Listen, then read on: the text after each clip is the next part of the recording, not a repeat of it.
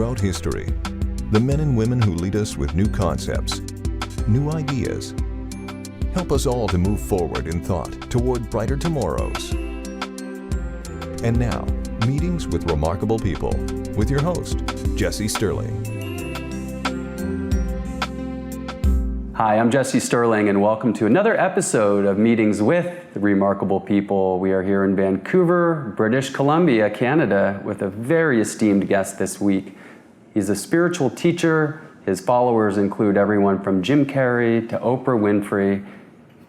His game-changing, life-altering book, The Power of Now, was a New York Times bestseller, translated into 33 languages, and he's here with us today on the show. We're very, very pleased to welcome Mr. Eckhart Tolle. Thank you, sir, for doing the show. I guess the first question to dive in here for the viewers would be, what is the power of now? Well, the power of now, the title of the book that came to me while I was writing the book points to a fact that many, many people continuously overlook, and that is that life is always now. This seems almost too obvious to state, but most people live in a way that almost contradicts the simple fact that life is always now. They live as if some future moment were more important than this moment. So most people always live towards the next moment. They're always on their way towards the next moment. So, or if they get very old, then usually they live in the past, and they still don't live in the present moment. So we're not talking here about making plans, and on a practical level, all this is necessary and great, making plans what to do with your life or what to do the next day or make appointments for the future, that's all fine. But most people are never at home in the present moment. There's always something missing. There's an inner feeling that I need to get to the next moment where I will find some kind of completion or fulfillment. But when they get to the next moment, again, another next moment appears that they need to get to. So there's first of all the simple fact that life is always now. So we can learn, instead of continuously ignoring the present moment, we can first of all realize the amazing fact that your entire life is experienced in and as the present moment. Life is never not the present moment. So it's the most precious thing we have. We could say it's the only thing we have, because the future, what we call the future, never actually comes. Nobody has ever experienced the future, because the moment the so-called future comes, we experience it as the present moment. Mm-hmm. Again, the past, when we talk or think about the past, we can only do that in the present moment.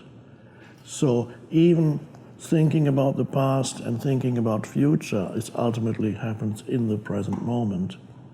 Now, when we are always mentally projecting forward into the next moment, we miss the aliveness and vitality of this moment, which is ultimately all there ever is.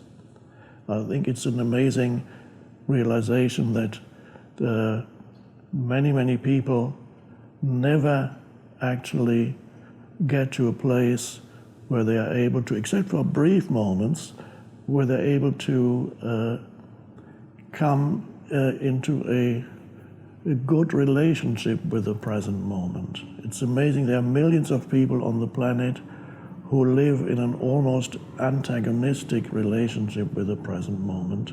They don't want to be where they are. They'd rather be somewhere else. They may be engaged in some kind of activity, but they'd rather be doing something else. or they'd rather be already at the end of this particular activity. They may be with somebody, but they don't really want to be with them. They'd rather be somewhere else. You know the bumper sticker on some cars that says it's like things like, I'd rather be golfing, I'd rather be fishing. So there is this strange fact that the present moment is treated by people internally either as antagonistic, I just need to get to some better moment, or as a means to an end. It's always a means to an end. So when you're engaged in an activity, you're already mentally projecting yourself to the next moment where the activity comes to an end, or whatever you want to achieve through the activity.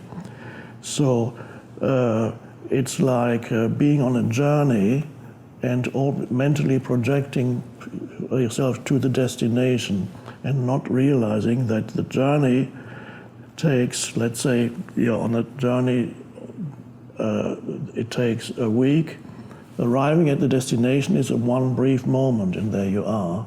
It takes 1 week to get there, but if you reduce the value of the steps that you are taking in this moment, if you reduce that to always only a means to an end, then your entire life becomes a means to an end, an end that never really arrives, because when you arrive at that moment, then something else immediately pops up that you need to reach. So it's particularly developed in Western society, but also some parts of the East, this inability to be friendly with the present moment, because people think if they are not stressed, then they're not taking responsibility for their lives. But the opposite is actually true. Time for a quick break here on Meetings with Remarkable People. More with the amazing Eckhart Tolle right after this.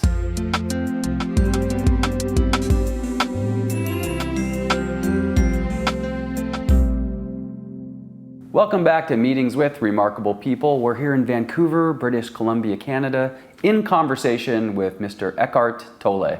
It can be an amazing realization that a person suddenly realizes that they've lived for the past 20 or 30 years always looking for the next thing, never being able to actually enjoy the present moment, except for brief moments when sometimes you have a good meal and there's a feeling of fullness, and then for a short period of time you feel okay. Now, why is it that people cannot be internally aligned with the present moment, and why is it that they find it so difficult to make the present moment their friend, as I call it, rather than their enemy? This little thing is very important. Make the present moment your friend rather than your enemy, and you'll be amazed how many people, without knowing it unconsciously, make the present moment into a kind of enemy. And that is a very dysfunctional way to live. Then everything becomes a means to an end that never arrives. Every relationship, when you meet another human being, even that human being then becomes a means to an end, because you want to achieve something through this human being. So it reduces life to something that is no longer enjoyable. It takes away from the aliveness of life, and it reduces the quality of your life. So if you make the present moment your friend, then you experience life in a different way. You're still able to make plans, but you're not continuously mentally projecting yourself away from here and now, which happens, for example, whenever you're engaged in mind activity, you're engaged in thinking about what's going to happen. Worry is a typical way of the mind continuously playing out thoughts about things that might go wrong, that things that you might lose, that you might not attain. The dangerous situation that you're imagining. People wake up in the middle of the night in a state of almost panic or fear. They're in a nice and warm bed, and yet their mind is telling them that they're in a critical situation, which is not the case. It's imagined through uncontrolled mind activity, and then they experience the emotions that they would experience if they actually were in a critical situation. So it's a very dysfunctional way to live. And why is it that people cannot seemingly find it so difficult to be internally aligned with the present moment, which after all is all you ever have? There is never anything else in your life but the present moment. You cannot experience anything, feel anything, do anything, think anything that is not happening in the space of now. It's all there ever is. Why are we as humans so addicted to these mental gymnastics of worrying about the future, feeling regret about the past?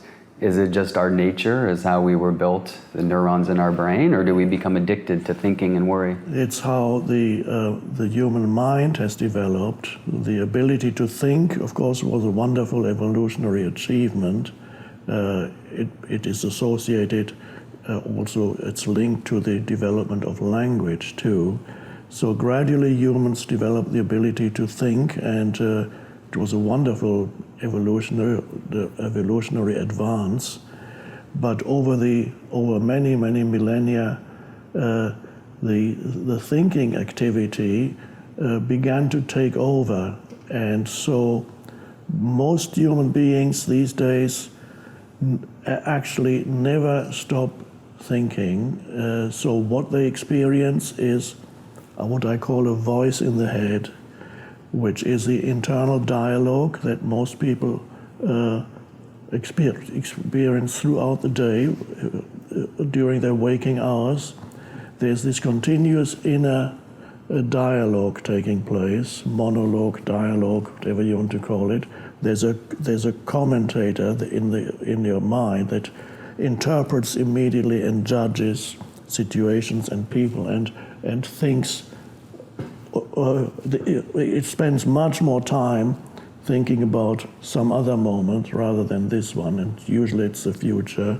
And some people, of course, dwell excessively on the past too. They carry around the burden of past in their minds and in their emotional field without knowing it, without realizing that it doesn't have to be that way, without realizing that they are allowing the past, which after all is only certain thoughts that they carry in their head, they're allowing the past to sabotage their whole life. They're carrying such a burden of past that they can no longer experience the present.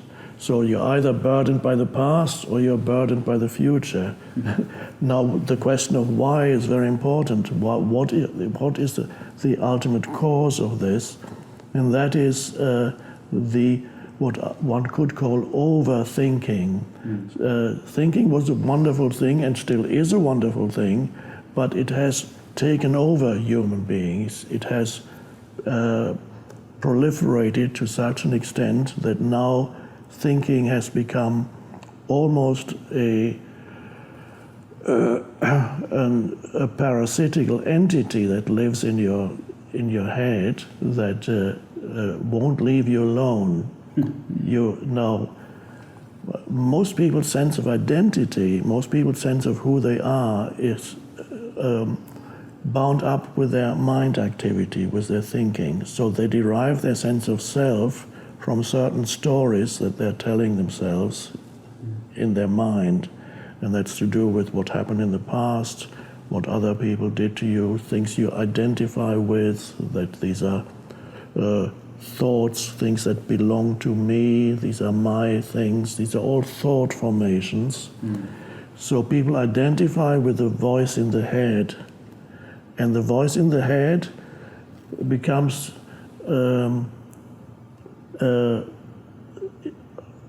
for them impossible to distinguish from who they are. So they talk to themselves in the head. Everybody has met people in the street who talk to themselves out aloud, and usually people look at them and say, oh, there's a crazy person going. But virtually everybody does that, except that they don't do it out aloud. If you could listen if you walk around in the city, if you could listen to what's going on in people's heads, you would realize they're all talking to themselves. A lot of chatter. Yes, and they are so identified with it that they are it. The voice has taken you over. The mind activity, the conceptual mind, has taken you over, and then it virtually becomes you. So in that state, which in spiritual terms we call unconscious, when we use the word unconscious in spiritual terms, it does not have the same meaning as it has in conventional terms. Usually when we use unconscious in conventional terms, we're talking about somebody who is just dropped off, he's unconscious. When we use the word unconscious in spiritual terms, it refers to somebody who is totally identified with the stream, the continuous stream of thinking which is conditioned by the past. The types of thoughts that you think, the stories that you continuously revive in your head have been conditioned by your past, and the past of the culture that you grew up in, the country you grew up in, all the things that make up your past, your personal past, and the collective past of your environment. So a person who grew up in, let's say, Saudi Arabia will not be thinking the same kind of stories and will not interpret the world in the same way as somebody who grew up in Canada or in the West.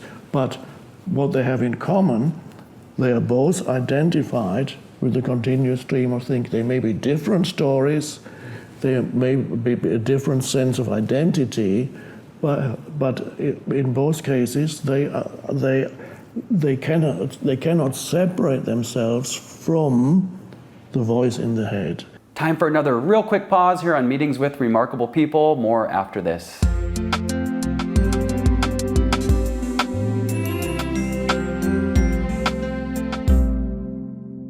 Hey, thanks for coming back to Meetings with Remarkable People. I'm Jesse Sterling in conversation with Mr. Eckhart Tolle. So the voice in the head has taken them over, which means thinking has taken you over, and that is, spiritually speaking, the unconscious state. And when you're always thinking, then it's very hard to be in the present moment, because thinking is your whole life becomes reduced to concepts, and the heaviest concepts are concepts of past and future. Now, an interesting fact is that in your immediate experience, you have never experienced the future or the past. You have never, nobody can experience the future or the past. Just movies in your head. Yes, yeah. They are movies in your head. So ultimately, although we need future and past for practical purposes, of course we learn things from the past, we make plans for the future, that's a good thing, but to be completely taken over by that and derive our sense of identity from this mind activity that is always somewhere else, that is a huge handicap on it's a dysfunction that is so common that people don't even realize that it is a dysfunction. It's a dysfunctional way to live. So what we could call spiritual awakening. Sometimes people think spiritual awakening happens when you see angels or you have a vision or something like that, or that spiritual awakening means that you suddenly have a new belief system that is spiritual, where you think about God all the time. But that has nothing to do with real spiritual awakening. The true spiritual awakening is the moment when you realize that you are not your thoughts. Your thoughts are happening in your field of consciousness, yes, but they are not who you are. And that is an amazing realization for many people. And when they realize that, something becomes activated in you, in your field of consciousness, that we could call a different dimension of consciousness, where you're able to, from that dimension, you're able to be aware of thoughts that you're having, but you're not the thoughts anymore. For example, you may suddenly become aware that for many years you've been trapped in certain types of very negative thinking. People suddenly realize they have repetitive thoughts that go through their heads every day, and they were so identified, that was their reality. When I was very negative when I was in my younger years and up in my 20s. And for example, one thought that I often had in my mind whenever something went wrong, well, the thought came in, of course, bad things always happen to you. I was talking to myself, to you. So there has a kind of dialogue. Of course, bad things always are bound to happen to you. It's always the same, isn't it? Life always does it to you. And I was so identified with that thought, I believed in it, and it produced not very pleasant emotions. Mm-hmm. Eventually, I became very depressed. I spent several years in deep depression and anxiety, and I didn't realize that the depression and the anxiety was not caused by situations in my life, ultimately, although I thought it was, because there was insecurity. What am I going to do? And I don't have a relationship. I need to find a woman, but I can't find her. With all these problems that a young person has. But I didn't realize that all the problems of my life, and what I felt about it, the emotions that I was feeling, they were not pleasant. They were ultimately not caused by what my life situation. They were ultimately caused by the way in which I interpreted mentally my life situation. For more information about Eckhart Tolle, or to find out more about his upcoming Canadian speaking tour, check out www.eckharttolleNow.com.